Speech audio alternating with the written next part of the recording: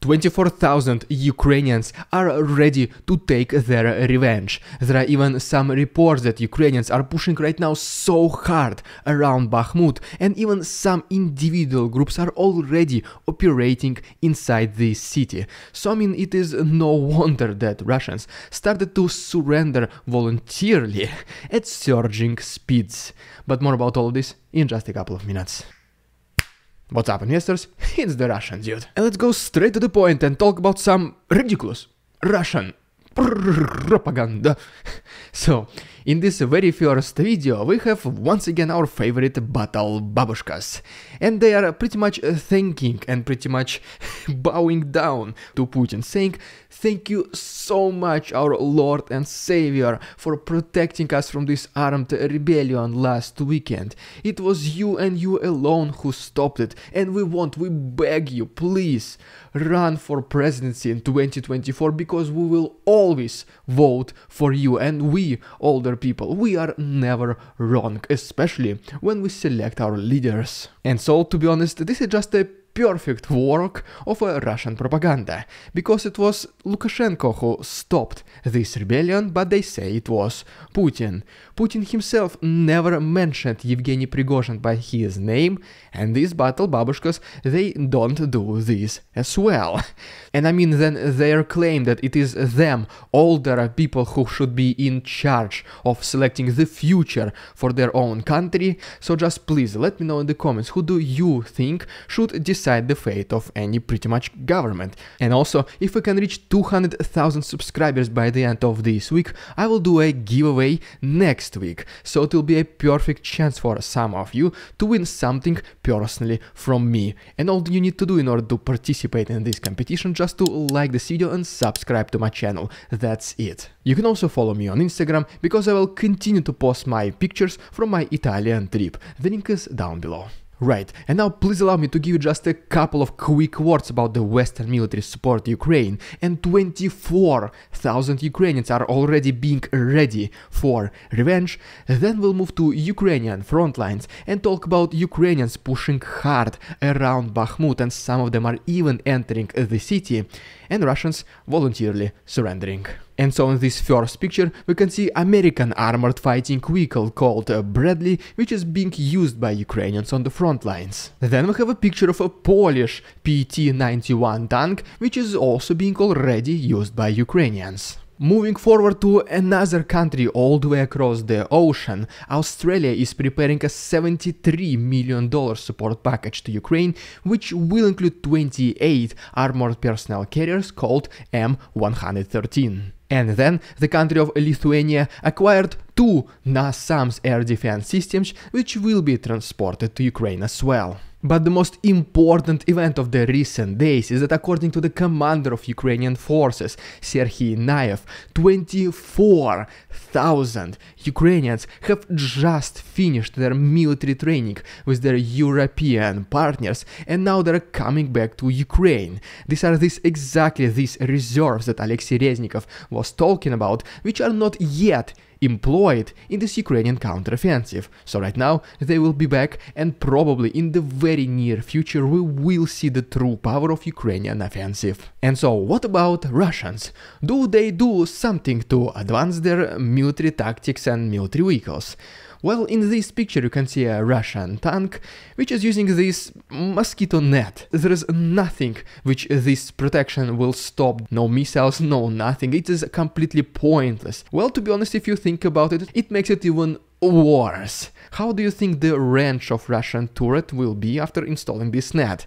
It will simply not be able to even turn left and right. But okay, now just literally a couple of words from the south, where Russians are using pretty questionable brand new defense tactics, and then we'll go to the east and talk about the substantial progress of Ukrainians around Bakhmut. But first of all, right here is the video by Defense Intelligence of Ukraine, which shows us the destruction of more than 50 pieces of military equipment of Russians and eliminating more than 200 soldiers in this compilation of most recent Ukrainian attacks.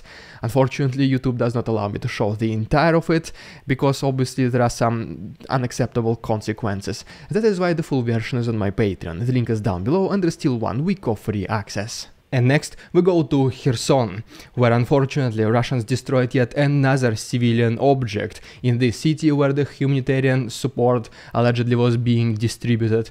But the good news is that Ukrainians allegedly were able to establish the artillery unit of Russians responsible for these attacks now and in the past, and they destroyed it across Dnipro River. Then we have the video from the Ministry of Defense of Russia itself, which confirms that yes, there is an increase in activity of Ukrainians next to Antonovsky Bridge, but according to them, they are being able to successfully repel this attack, and the Ukrainians are not able to cross the river. Well, if you remember, you take every single statement from the Ministry of Defense of Russia, take what they say, and the real truth is exactly the opposite.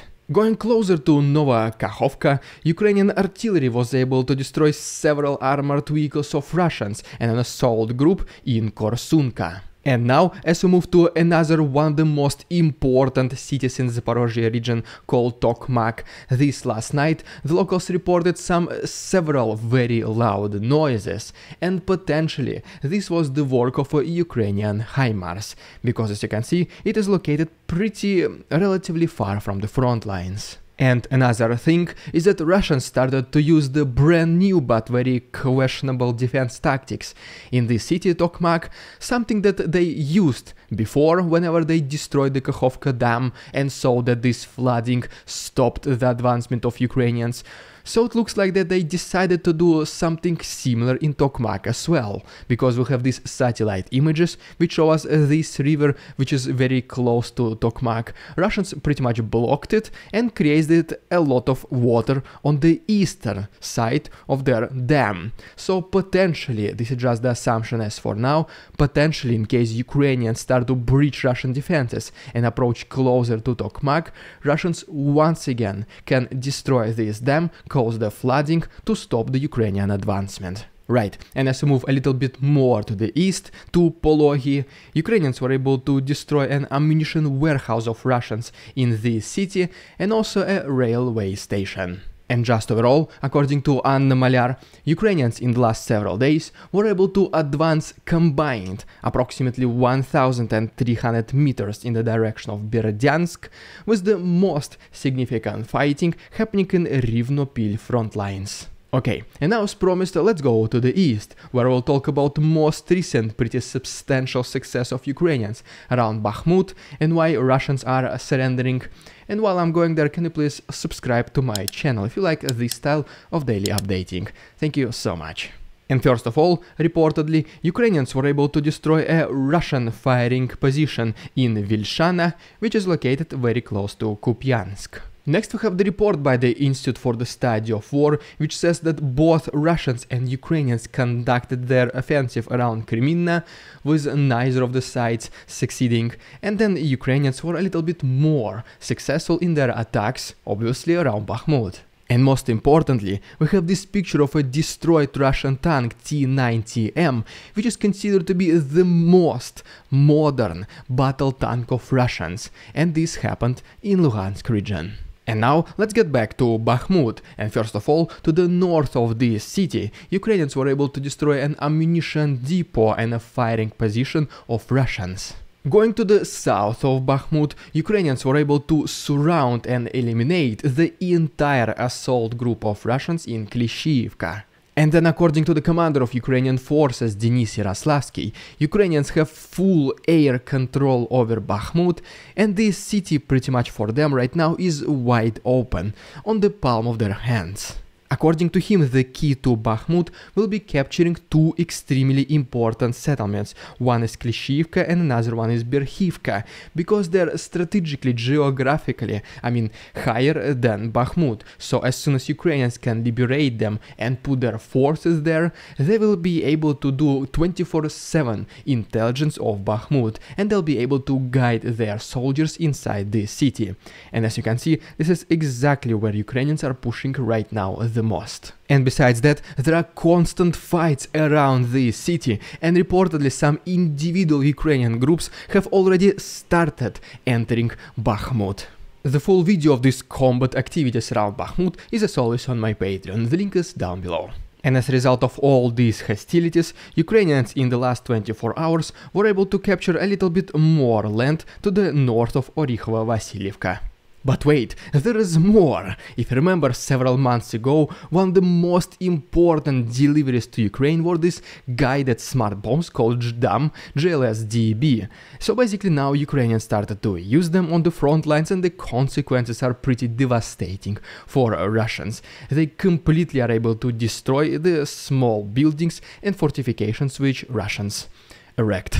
Just a couple more final words from the east. As you go a little bit down, Ukrainians were also able to destroy a Russian air defense system called Buk, located in Novopetrivka. And just overall, in the last 24 hours, Ukrainians were able to destroy one ammunition warehouse of Russians, 11 artillery firing positions, and 3 air defense systems. And the total advancement of Ukrainians in the east, according to once again Anna Malyar, is approximately 1,200 meters in Klishchiivka and 1,500 meters in Kurdyumivka. And so, pretty much yes, Ukrainians slowly but surely are seizing the advantage on the front lines, and it is even confirmed by the commander-in-chief of Ukrainian forces, Valery Zaluzhny.